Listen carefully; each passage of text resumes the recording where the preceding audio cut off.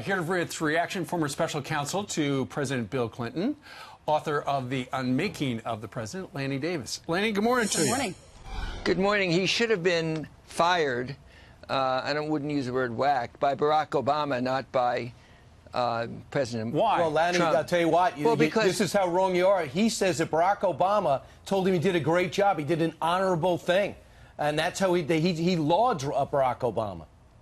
Well, it depends upon the moment. I suppose President Obama was being cordial as he was leaving the presidency, but everybody knows, that an investigator, an FBI director, is not allowed to talk about the evidence and disparage somebody without charging. Somebody at the Justice Department told me there's one thing we never do here. We don't shame and not charge. That's what Comey did on July 5th. And when he wrote his letter on October 28th, he violated 50 years of policies of the Justice Department to do nothing within 60 days of an election. And you know why he gets to violate those rules? Because he's James Comey. It's about I. Last night on Colbert, how many times in his book does he use the word I? It's only about James Comey.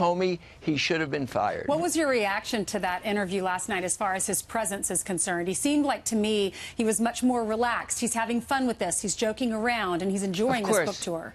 Of course. It's about Comey. It's always about Comey. When he said he had two choices about writing his letter, to conceal and reveal, that's a self-serving false choice.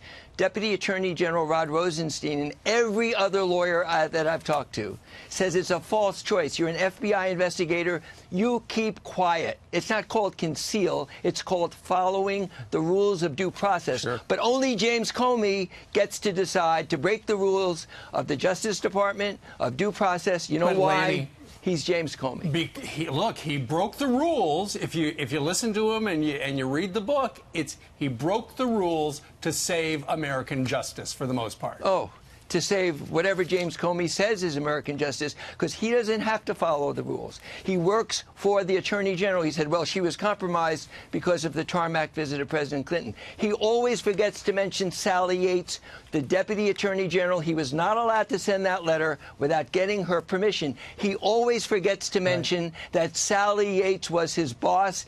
He ignored his boss. You know why? Because he's James Comey.